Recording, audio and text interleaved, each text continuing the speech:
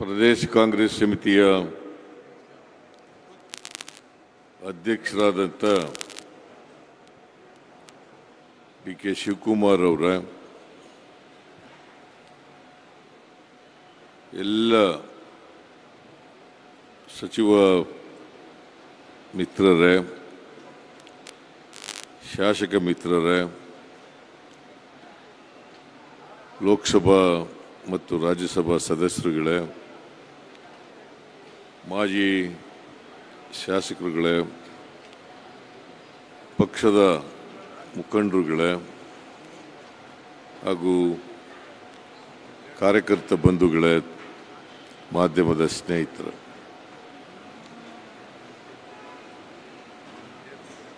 ಇವತ್ತು ದಿವಂಗತ ಮಾಜಿ ಪ್ರಧಾನಮಂತ್ರಿಗಳಾಗಿದ್ದಂಥ ಮೊನ್ನೆ ಮನಮೋಹನ್ ಸಿಂಗ್ರವರು ನಿಧನರಾಗಿದ್ದಾರೆ. ನಿನ್ನೆ ರಾತ್ರಿ ಅವರು ನಿಧನರಾದರು ಅಂತೇಳಿ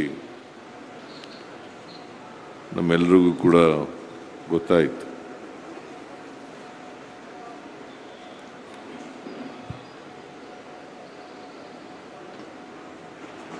ಅವರ ಜೀವನವನ್ನು ನೋಡಿದಾಗ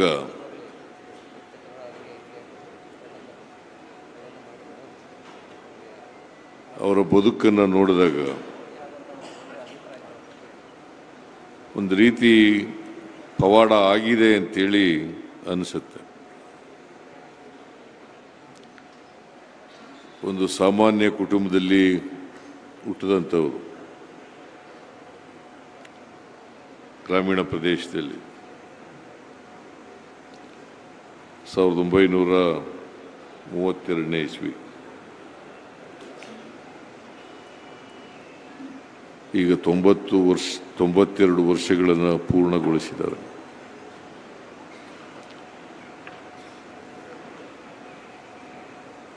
ಅವರು ಪಂಜಾಬ್ನಲ್ಲಿ ವಿದ್ಯಾಭ್ಯಾಸ ಮಾಡಿ ಆನರ್ಸ್ ಪದವಿಯನ್ನು ಪಡ್ಕೊಂಡು ಆರ್ಥಿಕ ಶಾಸ್ತ್ರದಲ್ಲಿ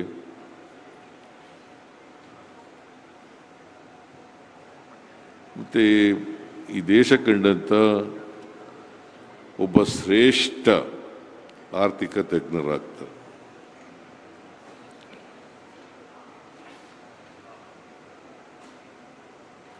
ಇವರು ಜಗತ್ತಿನಲ್ಲಿ ಇವ್ರಿಗಿಂತ ದೊಡ್ಡ ಆರ್ಥಿಕ ತಜ್ಞರು ಇರ್ಬೋದು, ಆದರೆ ಇವರು ಆರ್ಥಿಕ ಕ್ಷೇತ್ರದಲ್ಲಿ ಅನೇಕ ಕ್ಷೇತ್ರಗಳಲ್ಲಿ ಕೆಲಸವನ್ನು ಮಾಡು.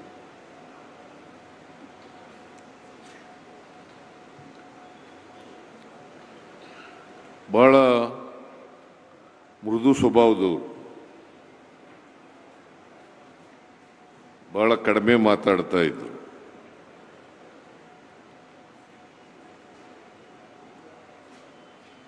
ಮಿದುವಾಗಿ ಮಾತಾಡ್ತಾ ಇದ್ರು.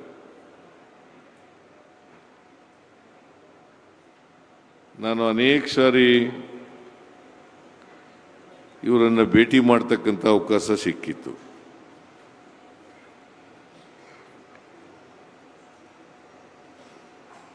ವಿರೋಧ ಪಕ್ಷದ ನಾಯಕನಾಗಿ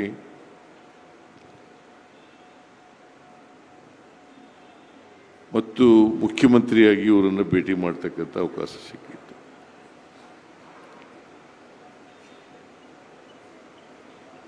ಬಹಳ ಗೌರವದಿಂದ ನಡ್ಕೋತಾ ಇದ್ರು, ಗೌರವದಿಂದ ಮಾತಾಡಿಸ್ತಾ ಇದ್ರು.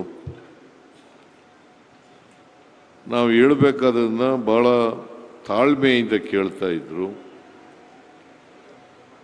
ಮತ್ತು ನಾವು ಹೇಳಿದಂಥ ವಿಷಯಗಳನ್ನು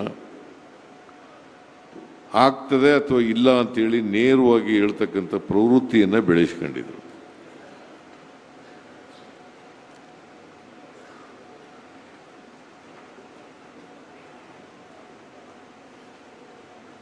ಒಂದು ರೀತಿ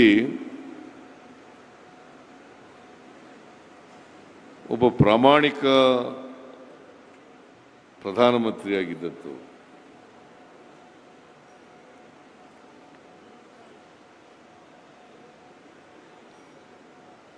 ಅನೇಕ ಹುದ್ದೆಗಳನ್ನು ಅಲಂಕರಿಸಿ ಆ ಹುದ್ದೆಗಳಿಗೆ ನ್ಯಾಯ ಕೊಡ್ತಕ್ಕಂಥ ಕೆಲಸವನ್ನು ಮಾಡಿದ್ರು.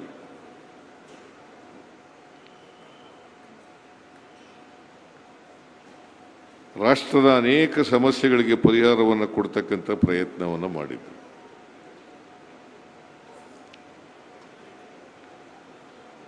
ಅವರು RBI ಗವರ್ನರ್ ಆಗಿ, ನರಸಿಂಹರಾಯರ ಮಂತ್ರಿಮಂಡಲದಲ್ಲಿ ಆರ್ಥಿಕ ಸಚಿವರಾಗಿ, ಆಮೇಲೆ 10 ವರ್ಷಗಳ ಕಾಲ ಪ್ರಧಾನಮಂತ್ರಿಯಾಗಿ, 2004ರಲ್ಲಿ ಪ್ರಧಾನಮಂತ್ರಿ ಆದರು.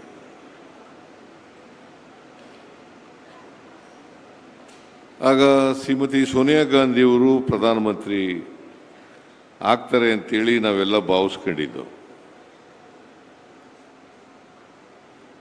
ಶ್ರೀಮತಿ ಸೋನಿಯಾ ಗಾಂಧಿಯವರು ಪ್ರಧಾನಮಂತ್ರಿ ಆಗಲಿಕ್ಕೆ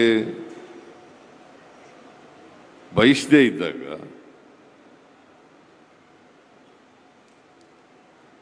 ಆ ಹುದ್ದೆಗೆ ತ್ಯಾಗ ಮಾಡಿದಾಗ ಶ್ರೀಮತಿ ಸೋನಿಯಾ ಗಾಂಧಿಯವರು ಆರ್ಥಿಕ ತಜ್ಞ ಮನಮೋಹನ್ ಸಿಂಗ್ರವರನ್ನು ಆಯ್ಕೆ ಮಾಡ್ತಾರೆ. 10 ವರ್ಷಗಳ ಕಾಲ ಈ ದೇಶವನ್ನು ಮುನ್ನಡೆಸ್ತಕ್ಕಂಥ ಕೆಲಸವನ್ನು ಮಾಡ್ತಾರೆ. ಅವರು ನರಸಿಂಹರಾಯರು ಪ್ರಧಾನಮಂತ್ರಿ ಆಗಿರುವಾಗ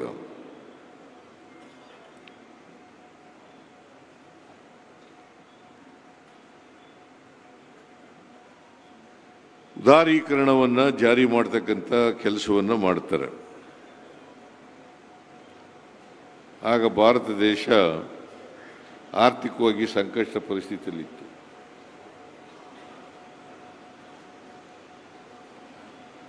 ಆ ಸಂಕಷ್ಟ ಪರಿಸ್ಥಿತಿಯನ್ನು ನಿವಾರಣೆ ಮಾಡಲಿಕ್ಕೋಸ್ಕರ ಉದಾರೀಕರಣ, ಖಾಸಗೀಕರಣ ಮಾಡ್ತಕ್ಕಂಥದ್ದು ಭಾಳ ಅಪೋಸ್ ಮಾಡಿರ್ಬೋದು. ಆದರೆ ದೇಶವನ್ನು ಆರ್ಥಿಕವಾಗಿ ಮೇಲಕ್ಕೆತ್ತಕ್ಕಂಥ ಕೆಲಸವನ್ನು ಅವರು ಮಾಡಿದ್ರು ಅಂತಕ್ಕಂಥದ್ದನ್ನು ಈ ದೇಶ ಮರೀಲಿಕ್ಕೆ ಸಾಧ್ಯ ಇಲ್ಲ. ಅಲ್ಲಿವರೆಗೆ ಇಂಡಿಯನ್ ಎಕಾನಮಿ ಇದೆಯಲ್ಲ, it was not open to world economy.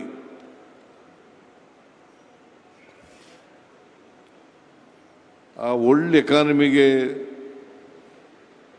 ರಾಷ್ಟ್ರದ ಆರ್ಥಿಕ ಪರಿಸ್ಥಿತಿಯನ್ನು ತೆರೀತಕ್ಕಂಥ ಕೆಲಸವನ್ನು ಮಾಡದಂಥವರು ಇಡೀ ದೇಶದಲ್ಲಿ ಮನಮೋಹನ್ ಸಿಂಗ್ರವರು ಅಂತಕ್ಕಂಥದ್ದನ್ನು ಮರೀಲಿಕ್ಕೆ ಸಾಧ್ಯ ಇಲ್ಲ. ಜೊತೆಗೆ ನಾವು ಡೈರೆಕ್ಟಿವ್ ಪ್ರಿನ್ಸಿಪಲ್ಸ್ನಲ್ಲಿ ಏನು ಹೇಳ್ತೀವಿ ಕಾನ್ಸ್ಟಿಟ್ಯೂಷನ್ನಲ್ಲಿ, ಅವುಗಳನ್ನು ನಿಜವಾದ ಅರ್ಥದಲ್ಲಿ ಜಾರಿ ಮಾಡ್ತಕ್ಕಂಥ ಕೆಲಸವನ್ನು ಮಾಡಿದ್ರು.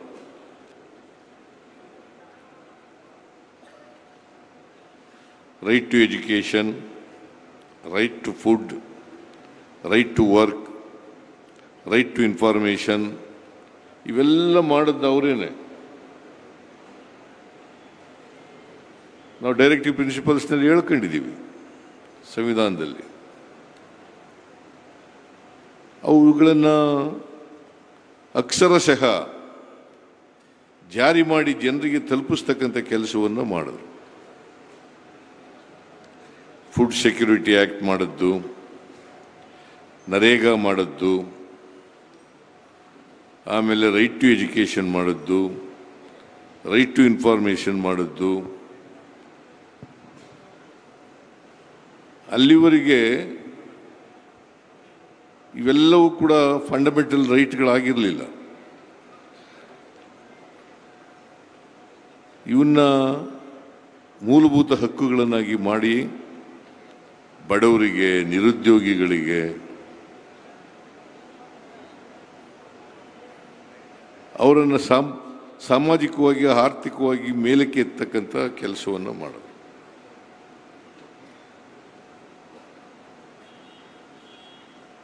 ಒಬ್ಬ ಸುಸಂಸ್ಕೃತ ಸಜ್ಜನ ಮಿತಭಾಷಿ ರಾಜಕಾರಣಿಯನ್ನು ಇವತ್ತು ನಾವು ಕಳ್ಕೊಂಡಿದ್ದೇವೆ. ಇದು ಬರೀ ದೇಶಕ್ಕೆ ಆದಂಥ ನಷ್ಟ ಅಲ್ಲ, ಇಡೀ ಜಗತ್ತಿಗೆ ಆದಂಥ ನಷ್ಟ, ಆರ್ಥಿಕ ಕ್ಷೇತ್ರಕ್ಕೆ ಆದಂಥ ನಷ್ಟ ಅಂತೇಳಿ ನಾನು ಹೇಳಲಿಕ್ಕೆ ಬಯಸ್ತಾ ಇದ್ದೆ.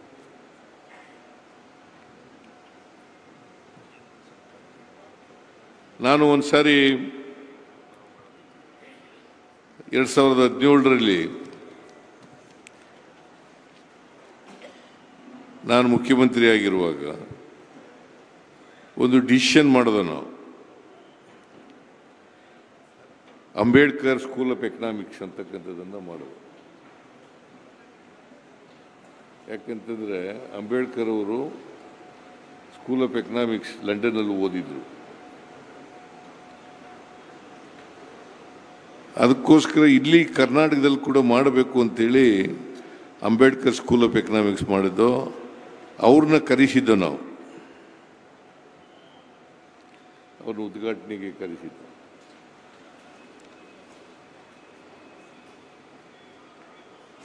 ಅದು ಒಂದು ಪ್ರತಿಷ್ಠಿತ ಸಂಸ್ಥೆ ಕರ್ನಾಟಕದಲ್ಲಿ ನಾವು ಮಾಡಿರ್ತಕ್ಕಂಥದ್ದು. ಆಮೇಲೆ ಇನ್ನೊಂದು ಕರ್ನಾಟಕದ ಆರ್ಥಿಕತೆ ಬಗ್ಗೆ ಇನ್ನೊಂದು ಸಭೆ ಕರೆಸಿದ್ದು.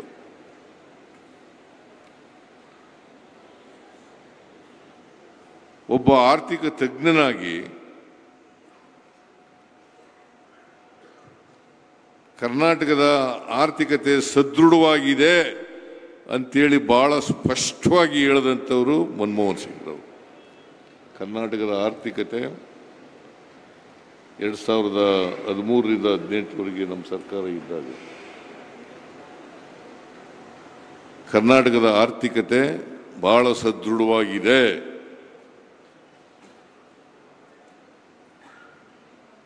ರೊಬಸ್ಟ್ ಎಕಾನಮಿ ಅಂತ ಪದ ಉಪಯೋಗಿಸಿದರು. Karnataka's economy is a robust economy ಅಂತ ಹೇಳಿದರು. ಅಂಥ ಒಬ್ಬ ಆರ್ಥಿಕ ತಜ್ಞನನ್ನು ಬರೀ ನಮ್ಮ ದೇಶದಲ್ಲಿ ಅಷ್ಟೇ ಅಲ್ಲ, ಇಡೀ ಜಗತ್ತಿನಲ್ಲೇ ಪ್ರಸಿದ್ಧಿ ಪಡೆದಿದ್ದಂಥ ಆರ್ಥಿಕ ತಜ್ಞ. ಅವರ ಜ್ಞಾನ ಈ ದೇಶದ ಅನೇಕ ಸಮಸ್ಯೆಗಳನ್ನು ಪರಿಹಾರ ಮಾಡಲಿಕ್ಕೆ ಸಾಧ್ಯ ಆಯಿತು.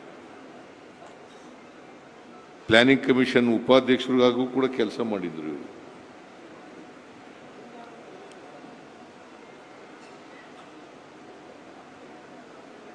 ವಿವಿಧ ಹುದ್ದೆಗಳಲ್ಲಿ ಕೆಲಸ ಮಾಡಿ